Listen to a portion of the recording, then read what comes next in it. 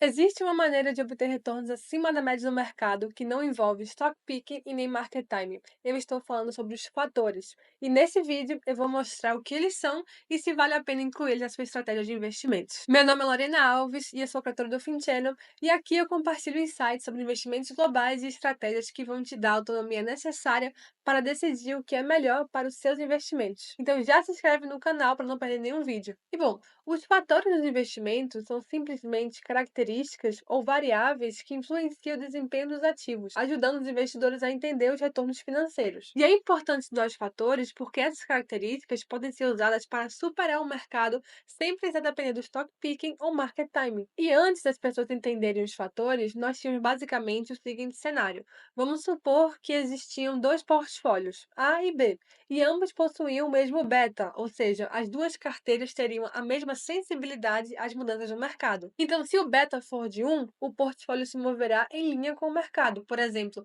se ele sobe 10%, um portfólio de beta 1 também tende a subir 10%. Mas o que acontecia na prática era que mesmo que dois portfólios tivessem o mesmo beta, muitas vezes um tinha uma performance melhor do que a do outro. Vamos supor que nesse caso, a rentabilidade do portfólio B tivesse sido superior. Então, diante desse cenário, as pessoas acabavam atribuindo essa rentabilidade maior à habilidade do gestor por trás dessa carteira. E naquela época não havia outra explicação. E essa linha de pensamento parecia ser a prova de que os mercados não eram eficientes, porque se pensava, se dois portfólios estão correndo o mesmo risco e um tem um resultado melhor do que o outro, então isso significa que o gestor soube escolher as melhores ações ou investir no melhor momento, já que o mercado estava precificando de maneira equivocada os ativos. Porém, à medida que surgiram estudos sobre os fatores, principalmente os estudos conduzidos por Fama e French em 1992, foi descoberto que ações com determinadas características poderiam explicar muitas diferenças nos retornos de carteiras diversificadas. Então, além do beta de mercado, foi descoberto o fator tamanho, que refere-se ao fato de que, historicamente, ações de empresas menores, ou seja, small caps, tendiam a ter retornos superiores em comparação com ações de empresas maiores. Então, naturalmente, empresas menores possuem mais espaço para crescer em comparação com essas empresas que já estão mais estabelecidas no mercado. Então, consequentemente, o risco dessas empresas menores também é maior e, como a gente sabe, isso acaba aumentando a expectativa de retorno. Só que além do fator tamanho, Fama e Friends também identificaram o fator valor,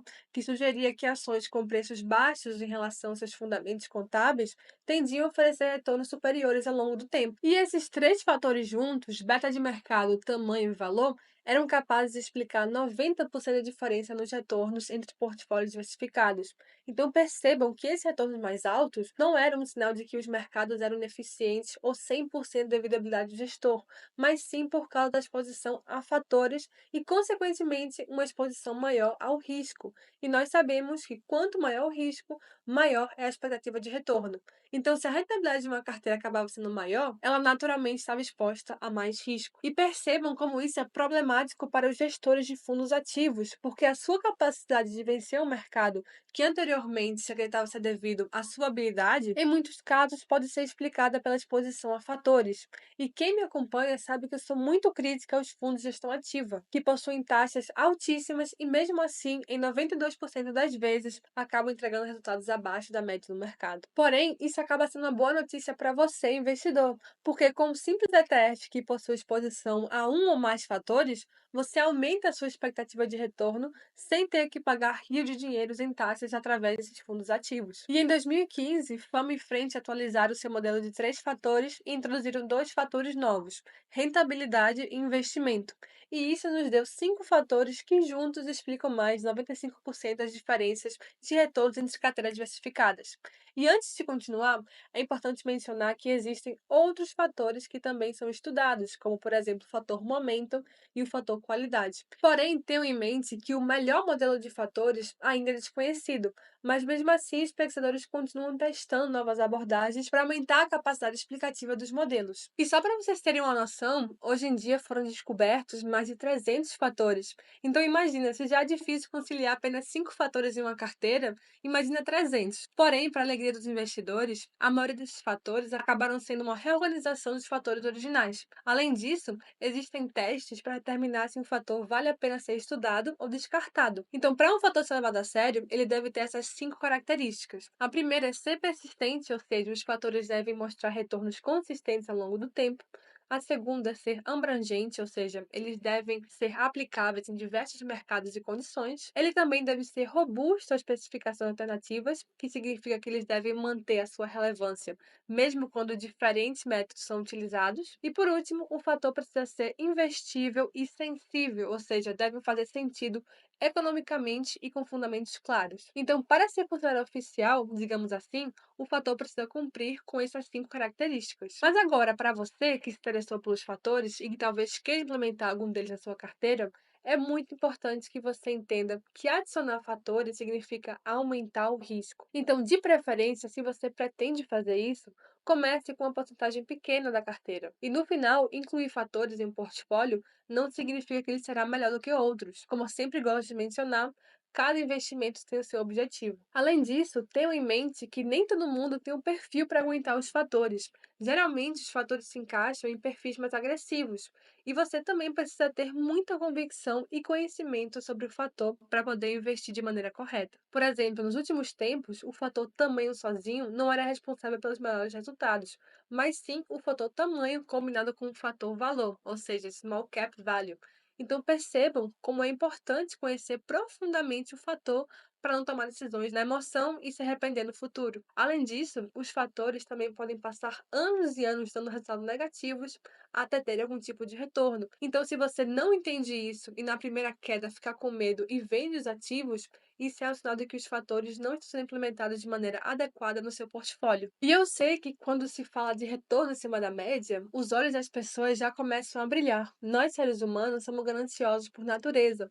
Porém, nem tudo é tão simples quanto parece. Sempre lembrem que existem riscos por trás de estratégias que buscam retornos mais elevados. Mas entre as estratégias, a exposição a fatores através de fundos passivos, pessoalmente, me agrada muito mais do que o stock picking ou market timing. E por último, eu também só queria reforçar que os fatores foram estudados em portfólios amplamente diversificados e com muitos ativos. Então, para você se expor a um ou mais fatores, não pode simplesmente comprar uma ação individual de uma small cap. Na minha visão, a melhor maneira de fazer isso seria justamente através de ETFs. E para vocês terem uma noção, existem ETFs de praticamente tudo. E para encontrar esses diferentes ETFs de fatores, o que eu geralmente faço é simplesmente buscar no Google por opções. Então vamos supor que você esteja buscando por um ETF de Small Cap Value, ou seja, a combinação do fator tamanho com o fator valor. Então eu escrevo isso no Google e vou buscando em diferentes sites para encontrar algumas opções. E só lembrando que eu apenas estou buscando por alternativas e não analisando profundamente cada ETF. É só depois que eu separo algumas opções que eu faço essa análise individual. E outro recurso muito bom para você encontrar ETFs é também usando esse site aqui, chamado etfdb.com. E agora eu vou mostrar para vocês como usar esse site para justamente encontrar o ETF que você está procurando. Então, o primeiro que você vai fazer é vir aqui no Google e escrever etfdb.com e simplesmente apertar no primeiro site. Então percebam que aqui em cima, em Tools, que significa ferramentas, a gente vai ter o chamado ETF Screener, e é justamente essa ferramenta que a gente vai utilizar. E aqui do lado esquerdo você vai literalmente selecionar todas as características que você quer para justamente filtrar o ETF que você deseja. Então, para encontrar fatores, o que você geralmente vai fazer é apertar aqui em Equity, que seria renda variável, ações e tudo isso, e percebam que a primeira opção que a gente tem é selecione o tamanho, size. E aqui a gente vai ter a large caps, a gente vai ter mid cap e a gente também vai ter as small caps. Então vamos supor que eu estou procurando por um fator de tamanho junto com o fator de valor. Então o que eu vou fazer aqui é selecionar small cap e aqui embaixo em investment strategy eu vou selecionar valor.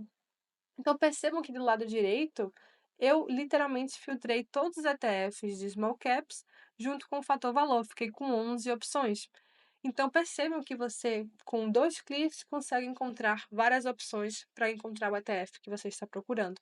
Então vamos supor que você queira filtrar ainda mais essa busca e investir apenas em ETFs de small cap value dos Estados Unidos, porque percebam que aqui a gente tem alguns que investem em mercados emergentes, em mercados envolvidos. Então, o que você vai fazer para filtrar isso é ir aqui em região, descer lá embaixo e selecionar a opção Estados Unidos. Então, perceba que a gente foi de 11 opções para 6.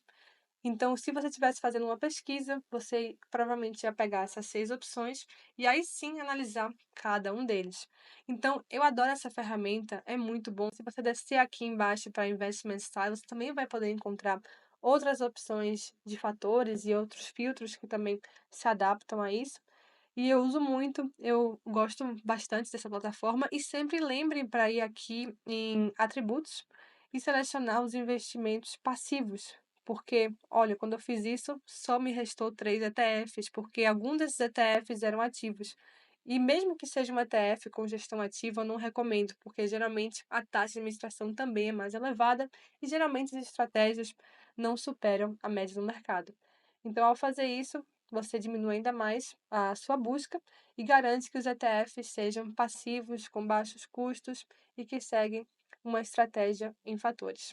Bom, e esse vídeo fica por aqui. Se vocês quiserem saber mais sobre estratégias de investimentos globais, é só ver esse vídeo que eu explico um pouco sobre a minha estratégia, como é a minha visão de investimentos para montar uma carteira. E lembrem de deixar um like se você gostou desse vídeo e de se inscreverem para não perder nenhum conteúdo. Até a próxima!